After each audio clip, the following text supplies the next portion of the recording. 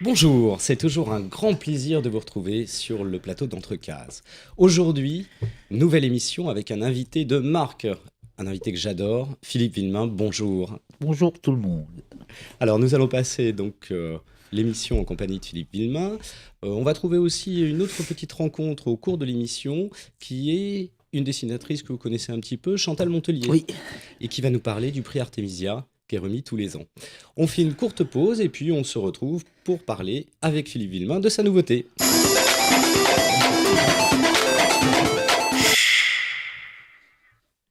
Alors Villemain, vous êtes le dessinateur des sales blagues de l'Écho des Savanes, hein. Vous l'avez été pendant de très nombreuses années. On a quelques images d'ailleurs pour rappeler un petit peu ces sales blagues. Combien d'albums d'ailleurs sur les sales blagues ? 17. 17, ouais. 17, oui, 16. 17, Voilà, ouais. j'ai mis le 16e. Oui. Alors, vous êtes aussi Grand Prix d'Angoulême.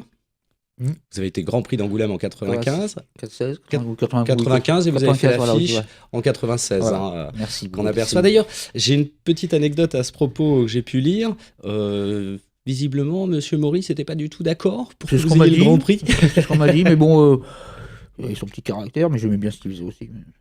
Il s'est barré. Oui. Ouais. Oui, c'est ce, c'est ce que j'ai pu lire. Ouais. Vous avez eu un album qui a été censuré. C'était Hitler égale SS en... Oh là là. 86, je crois. 87. 87, oui.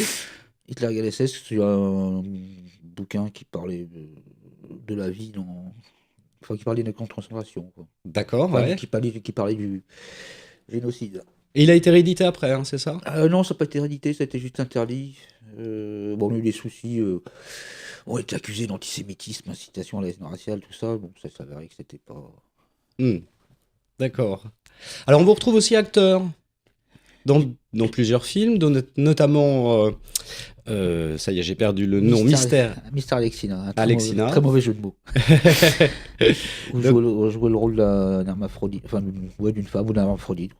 Oui. Et puis dernièrement dans les films de Lépine et Kerven, Avida. Ah oui, au bout là, ces petites apparitions. Mais c'est vraiment des petites apparitions. apparitions. Oui, c'est comme ouais. ça, c'était pour faire plaisir. Oui, alors que dans le Mystère, vous aviez un rôle complet. Oui, mais j'ai dû faire un autre film après. Mais comme je dis, j'ai eu une carrière en dents de scie, mais c'est une scie avec une seule dent, quoi.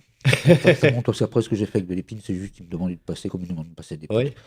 J'aime pas trop me voir à l'écran. À l'écran, là je me vois, j'aime pas ça. Alors, vous êtes aussi un des dessinateurs de Charlie Hebdo Nouvelle Formule. Ouais, vous avez intégré. Faut pas le dire trop fort. Ah bon, parce que Non. Oui, je bosse avec c'est Coco qui m'a appelé l'année dernière. J'ai été envoyé par Manpower. Bref. Alors, on aura un peu l'occasion d'en reparler peut-être un petit peu après.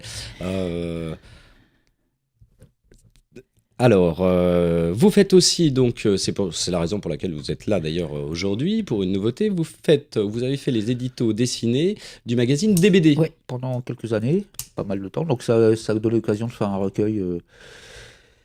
En fait, c'est un recueil, c'est le catalogue de l'exposition qui était très beau qu'on a passé en bouquin. Une exposition que j'ai faite chez Hubert Ibren l'année dernière. Vous voyez ? Et donc, c'est le catalogue... J'ai oublié on se dit ça parce que j'ai oublié de remercier, on a oublié de remercier avec Hugo Lezinge, avec Hervé Lezinge, l'éditeur, le galeriste. Le galeriste, oui. Il s'est pendu dans sa galerie, ça faisait une jolie décoration. Alors, ça s'appelle Le monde magique de la bande dessinée. Et vous y allez sacrément fort.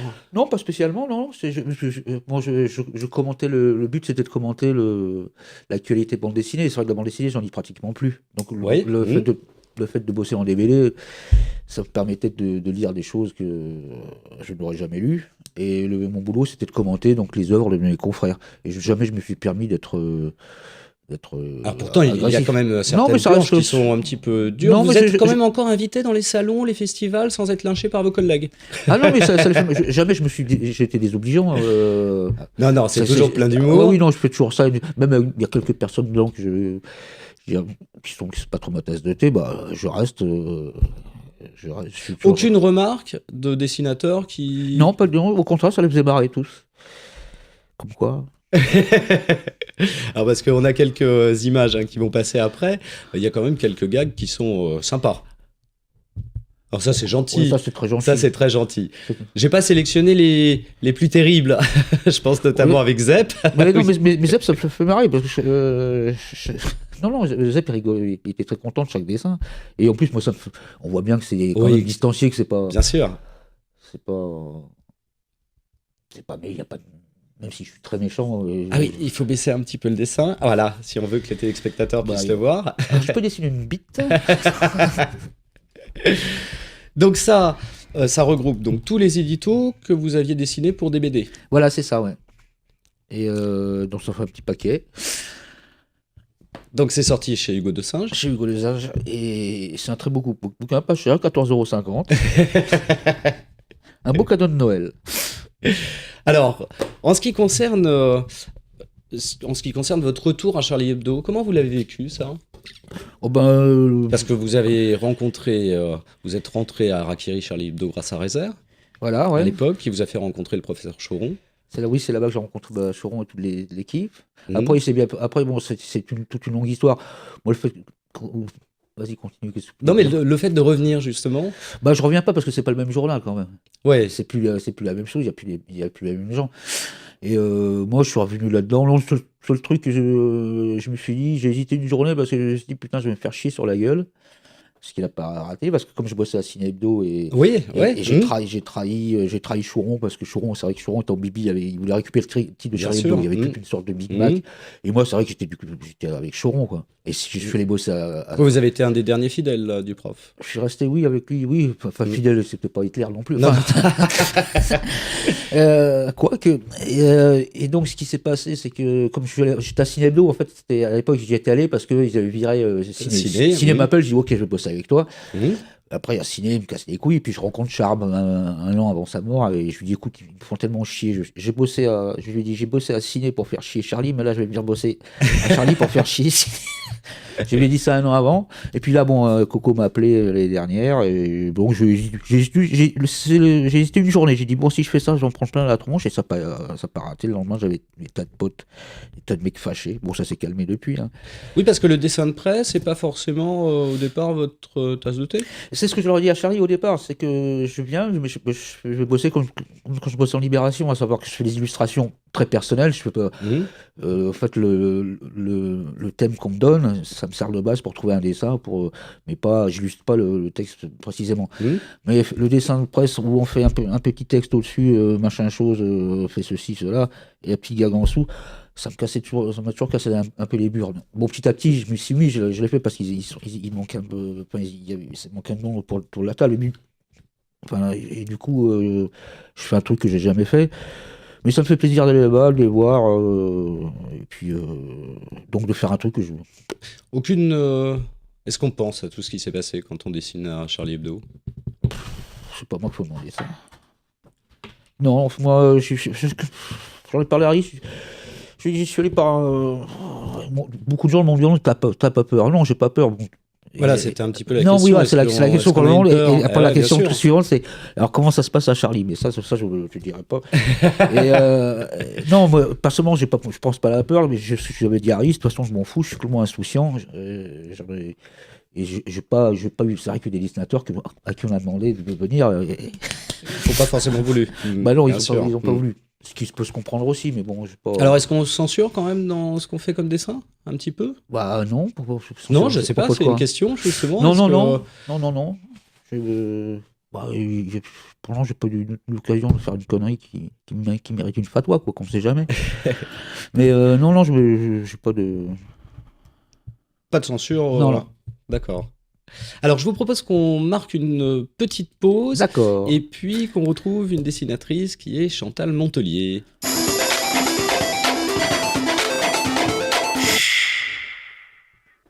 Alors, j'ai eu l'occasion de rencontrer donc Chantal Montelier, qui est une grande dessinatrice et qui est notamment la cofondatrice du prix Artemisia. Eh bien, je vous invite à l'écouter nous parler du prix Artemisia. Chantal Montelier, bonjour. Bonjour. Vous êtes une auteure reconnue. Reconnue. méconnu, je dirais. Enfin, reconnu un petit peu, mais méconnu beaucoup. Mais c'est sûr que depuis le temps que je produis, j'ai démarré dans les années 70, début 70. Première femme dessinatrice de presse, politique. Je crains que oui, je crains que ce soit moi.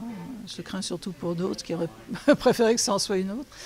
Mais c'est vrai que quand j'ai démarré donc, dans ces années-là, qui étaient des années fastes, de ce point de vue-là, c'est où les femmes avaient la possibilité d'occuper des espaces qu'elles n'occupaient pas jusque-là. Ça bougeait beaucoup dans ces... Enfin voilà, 68, après 68, 70. Ça a moins bougé dès le début des années 80. Alors vous êtes aussi cofondatrice d'Artemisia. Qui est donc Artemisia ? Bien écoutez, Artemisia est dans un premier temps une personne de chair et d'os qui a vécu une cinquantaine d'années, même voire une soixantaine, ce qui pour l'époque et sa condition était pas mal. Donc une femme peintre du Quattrocento et donc une des premières femmes artistes employées. Alors employée évidemment par les princes, les mécènes et l'Église. Donc qui a pu faire et laisser une œuvre, mais surtout reconnue par l'histoire de l'art des femmes, et pas que des femmes. C'est une des premières femmes peintres, professionnelles, à être entrée, à être répertoriée dans l'histoire de l'art. Donc ça fait deux raisons, c'est-à-dire un personnage historique qui est un peu notre aïeul à toute femme artiste et dessinatrice. Et puis le fait qu'elle ait été reconnue. Et c'était une façon aussi de se ranger, de se mettre sous l'aile de quelqu'un de plus grand que nous, en tout cas historiquement. Puisque les femmes dessinatrices, quand j'ai démarré en tout cas, il y en avait une ou deux, et les autres rasaient les murs, enfin, n'étaient absolument pas connues. Et puis Artemisia, je crois que notre désir, en tout cas le mien, ça serait de sortir un peu de nos phylactères, quoi. C'est-à-dire qu'Artemisia, ce soit l'image des femmes, évidemment plutôt narratrice, mais vraiment l'image pas seulement dans la vignette, quoi. Vous voyez ce que je veux dire ? L'image, voilà, avec une ambition artistique, si possible, puisque c'est un jury désormais mixte, qui l'a pas toujours été. Mais qui est au service exclusif du travail de la création féminine. Alors, l'association existe depuis 10 ans et va être fêtée l'an prochain, les 10 ans du prix Artemisia. Donc en effet, on a tenu 10 ans contre vents et marées, parce que l'accueil au départ a été plus qu'indifférent, voire un peu glacial. J'ai l'impression qu'on était un peu comme la quille dans le jeu de chien, à défaut d'être un chien dans un jeu de quilles. Donc on a quand même eu des soutiens. On a eu une librairie qui nous a accueillis année après année, qui s'appelait la librairie La Une à Saint-Germain, librairie historique, s'il en était, qui hélas a rendu son âme au diable. Donc on fête nos 10 ans, voilà, je vous réponds quand même. Il y aura une cérémonie le 12 janvier. De remise de prix. Il y aura sans doute plusieurs prix d'ailleurs. Le prix Artemisia jusqu'à l'année dernière, enfin jusqu'à janvier dernier, c'était un album, un prix, un auteur. Bon, on a décidé que c'était un peu court, un peu short, qu'il y a quand même beaucoup d'albums qui nous arrivent. Alors c'était la question justement que j'allais vous poser. Finalement, la production de bande dessinée faite par des femmes est quand même assez conséquente. Eh bien, écoutez, de conséquente, je ne sais pas, mais abondante. Oui, il y en a finalement beaucoup. En tout cas, chaque année, on reçoit en effet un nombre important d'albums, voire de plus en plus important, qui tournent autour d'une bonne centaine, si ce n'est plus. Parmi lesquels on fait une sélection. On en retient en général une quinzaine. Et dans cette quinzaine qu'on rend publique, qui n'est pas souvent repris, du moins pas repris par la presse autant que ça pourrait l'être.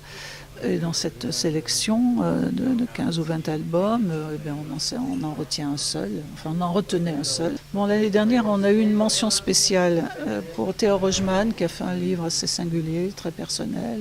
Artemisia, on aime bien ça, on n'aime pas les albums trop convenues, dans des formes trop consensuelles. Donc on préfère les talents un peu plus singuliers, la singularité. Donc voilà la tendance du prix Artemisia, donc remis le 12 janvier dans un lieu magique. Et donc ce sera une grande école. Elle est dirigée actuellement par un certain Laurent Gervereau, tout en étant donc le patron de cet établissement, est également un homme d'image, vraiment un homme de culture du visuel. Et il a écrit un très très beau dictionnaire international de l'image que je recommande à tout le monde. Et qui s'est toujours intéressé de très très très près au dessin, qui était un ami très proche de Cabu, de gens comme ça, de Topor, etc. Et donc de moi. Voilà, j'espère que j'aurai un sort moins terrible que celui de Camus. Et donc la remise de prix aura lieu dans la bibliothèque de l'école. Donc il y a une bibliothèque fabuleuse qui date, je ne sais pas, on a l'impression que c'est la bibliothèque de Borges, quoi. Un Borges du XIe siècle, quoi. Donc c'est un lieu impressionnant, cette bibliothèque, avec des boiseries partout, des livres liés comme on n'en fait plus, une odeur très particulière.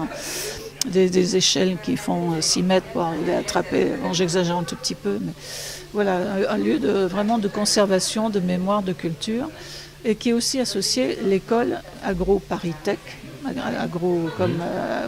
C'est une école qui forme des ingénieurs agronomes, je ne sais pas si je l'ai dit, de Paris. Et donc c'est un lieu qui est couplé avec le musée du vivant. Donc c'est Agro-Paris-Tech, musée du vivant. Et je trouve que c'est un peu un oxymore, musée, parce qu'en général on ne conserve pas spécialement, quoique l'art reste vivant même dans les musées. Et donc ce sera dans ce lieu-là qui, j'espère, aura la vie un peu plus longue que les librairies précédentes. Sinon là, ça veut dire que je suis maudite, qu'Artemisia est maudite. Et il faut qu'on se fasse harakiri. Merci beaucoup. On se retrouve en janvier, le 12 janvier, pour le prix. Oui, enfin on va essayer. Merci. Donc voilà, le prix Artemisia remis en janvier. Vous connaissiez pas Qui ? Le prix Non. Artemisia. Je connaissais Montelier, qui a son petit caractère. Non, le petit caractère, ça fait sexiste. Qui a un caractère. Jamais eu de problème d'ailleurs par rapport à des dessins que vous auriez faits avec des organisations féministes ou des choses comme ça ? Non, je suis très féministe. Je fais toujours les choses des femmes, moi. Non. D'accord, ouais. Non, j'ai jamais eu de soucis avec... il y a peut-être des gens qui s'appelaient pas, mais non. Alors, on vous définit comme le maître de la ligne crade, quand même. C'est pas moi qui ai inventé ce truc-là. Hein. La ligne crade, c'est... Parce que... Alors, en opposition à la ligne claire, bien sûr. Je préfère la ligne barbelée. Ouais. C'est plus parlant. Non, mais non, oui, c'est pas opposition à la ligne. Je m'efforce de décider bien, quand même. Oui, bien sûr. Alors, il y a une exposition de dessins l'an dernier. Il y avait une exposition... donc, de ces dessins parus dans des BD. Ces dessins, ouais. Donc, on retrouve, je le remontre à l'antenne, parce que... faut que les spectateurs le voient bien. 14,50 €. Le monde magique de la bande dessinée, 14,50 € chez Hugo de Sage. Oui, donc ça avait été à la galerie Galerie Hubert-Ibren. Oui. Et un charmant galeriste et une belle exposition. Et c'est vrai, il y a longtemps que je n'ai pas fait d'expo, mais ça faisait bizarre de voir des dessins accrochés au mur. J'ai regardé d'un autre œil. Oui. Tiens, ils valent de l'argent. Non. Vous êtes dans beaucoup de galeries comme ça ? Non. C'est le seul galeriste. C'est le seul galeriste. Oui. Sur l'explosion d'ailleurs de ce marché de la planche originale. Je trouve ça aberrant. Je vois les tarifs qui sont pratiqués. Alors, bon, je conçois qu'on puisse vouloir s'offrir un Tintin à combien ? 1,5 million ? 1,5 million, je 1,5 million. hein. Et des fois, je vois des mecs qui vendent des trucs. C'est jamais que du papier. Vous êtes dans le fond de Hubert-Ibren ? Comment ? Vous êtes dans le fond dans de le la fond, galerie ? ça veut dire dans le fond. Ouais, tout au fond. Tout au fond. Oui, ils ont des dessins à moi là-bas. Oui, donc ils en ont encore. Oui, ils ont toujours. Je travaille avec lui, mais bon, c'est vrai que payer une planche de Giraud, tout ça, il y a des prix qui se méritent, mais alors des fois, je vois des trucs, ça va péter, c'est pas possible que ça continue comme ça. Quoi. Bon, il y a une vraie reconnaissance de la bande dessinée. Oui. Ça, c'est ce que je disais dans le bouquin, là, c'est que avant la BD, c'était considéré, c'était un art pour les pauvres demeurés, et maintenant c'est un art pour les riches demeurés. Quoi. Oui, il y a eu une évolution dessus. Oui. Oui. Et donc vous vendez de la planche quand même ? Ah oui, sans vergogne. Oui, il y a des gens qui ont voulu acheter des trucs, mais je pratique pas des tarifs. C'est raisonnable, quoi. Ouais. Ça reste humain. C'est combien une planche de Villemain, si on veut s'en offrir Oh, une si on met 1500 balles, 1000 fois 800 balles, c'est bon. Alors, vos planches, pour les gens qui connaissent pas, c'est toujours assez marrant parce que vous avez toute votre palette de couleurs autour. Oui, Toujours c'est sur ce les qui fait le dessins. charme, à ce qui paraît. Mhm. Ouais, non, j'ai toujours fait des, comment dire, des petits, je fais un dessin, puis autour, je fais ma palette, quoi. Ouais. Donc, je garde ça, j'ai jamais fait de palette à côté. Et ça a toujours Et étonné. les originaux, quand ils sont vendus, il faut descendre un peu le dessin, sinon les spectateurs ne le voient pas. Il n'y a rien de bien intéressant. Donc, quand ils sont vendus, on a la palette graphique autour. Voilà, c'est ça, ouais, c'est l'intérieur du truc. Maintenant, j'en ai fait une industrie, j'en rajoute un peu. Ah, c'est ça qui plaît. Bah, tiens, j'en prends encore. Aucune utilisation de l'informatique dans votre travail. Non, c'est un truc. Alors, je dirais même en règle générale, parce que je crois que pas de portable, pas de Non. réseaux sociaux. Je suis un mec je suis un homme du XXe siècle, moi. Avant, c'était le signe de modernité, du XXe siècle. Tout à fait.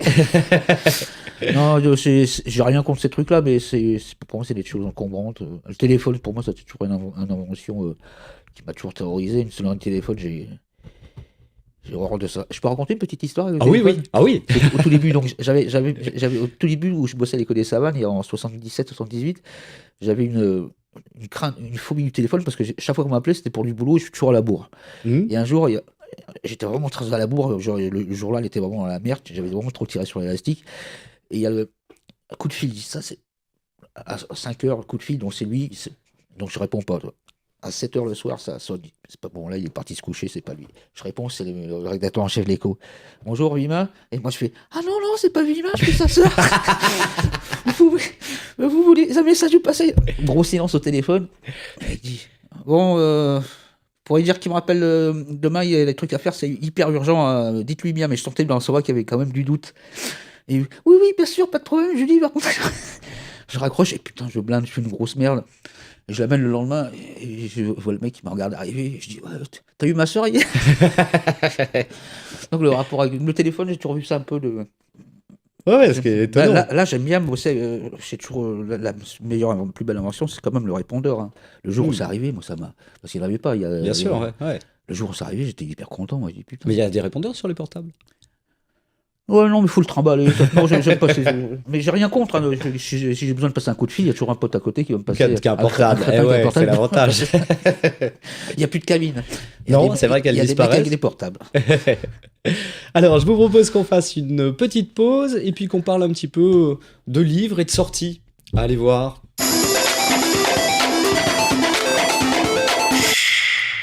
Alors, première chose dont je voulais vous parler, c'était l'expo Gaston qui démarre la semaine prochaine, et notamment le catalogue que vous allez trouver dès demain dans toutes les librairies. Donc superbe travail, un catalogue édité chez Dupuis, Gaston au-delà de la gaffe, commenté par Franquin. Hop. Amateur de Gaston ? J'adorais ça quand j'étais gamin. Il est ouais, j'aime toujours ça, j'aimais beaucoup le trait de Franquin. Alors on a quelques images d'ailleurs de l'affiche de l'expo. Non, c'est vrai que le trait de Franquin est extraordinaire. Ah oui, non, c'est. Donc c'est à Beaubourg et jusqu'en avril. Ouais, j'ai vu, je voulais peut-être y passer. Mais... Bah, ça démarre mercredi prochain, c'est du 7 décembre jusqu'au 10 avril. Alors une autre exposition que je vous conseille d'aller voir aussi, c'est dans une galerie qui s'appelle la galerie Art en Trans. Alors c'est pareil, on a quelques images et c'est une exposition sur Alex Varenne et notamment sa série Strip Art. Alors dépêchez-vous, c'est jusqu'à samedi. Il va partir en prison bientôt, faites attention. Le vieux pervers. Alors c'est marrant, hein, il a repris l'idée du strip là en trois bandes. Ouais. Et c'est assez étonnant, ça raconte une histoire. Oui, donc la galerie Art en Trans, vous avez quelques images à l'intérieur. Très très beau travail quand même, Varenne. Ah oui, j'aime bien. J'aime tout. Alors, l'éditeur, c'est... Ah oui, j'ai pas parlé de l'éditeur, dis L'éditeur donc. Zampano. Zampano, l'éditeur. Voilà. Strip Art. Donc à la galerie Art en Trans, c'est à Paris, bien sûr. Tommy Ungerer, bien sûr, aux éditions Les Arènes. Très très beau livre à découvrir.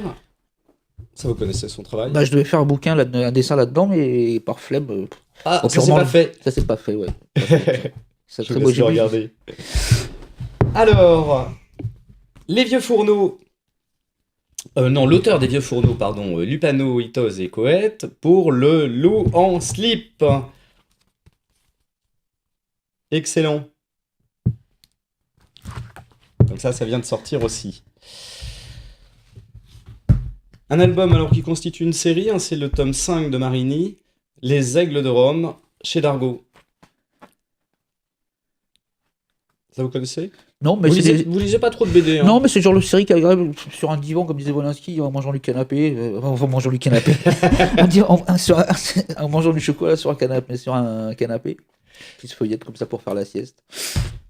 Et puis, hop, j'ai lu ça aussi, ça c'est très bien, c'est une réédition. Les Humanoïdes Associés, Milo Manara et Serami pour Les Yeux de Pandora.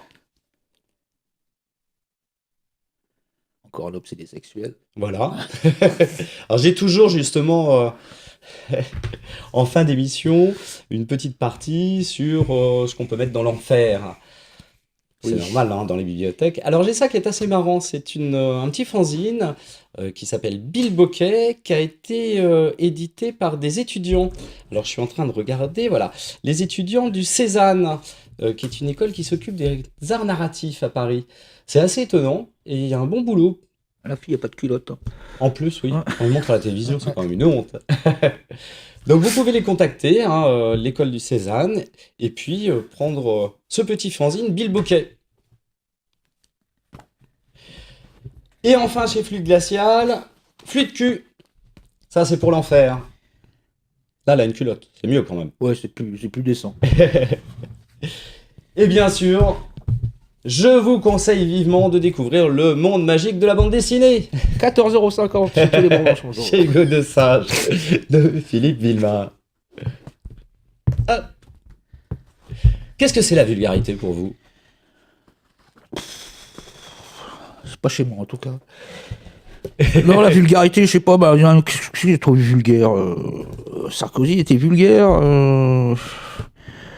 En dessin, la vulgarité, souvent j'ai été un peu attaqué là-dessus, mais c'est pas. La vulgarité, c'est dessiner un étron juste pour plaisir de dessiner un étron.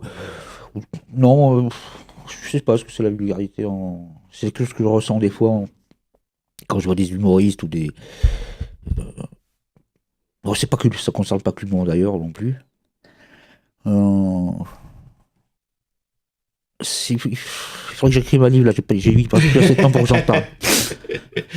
Mais effectivement, vous n'êtes pas vulgaire. Non, je suis même pas grossier non plus. Merci beaucoup Philippe Villemain d'être venu nous voir dans cette émission d'Entrecases.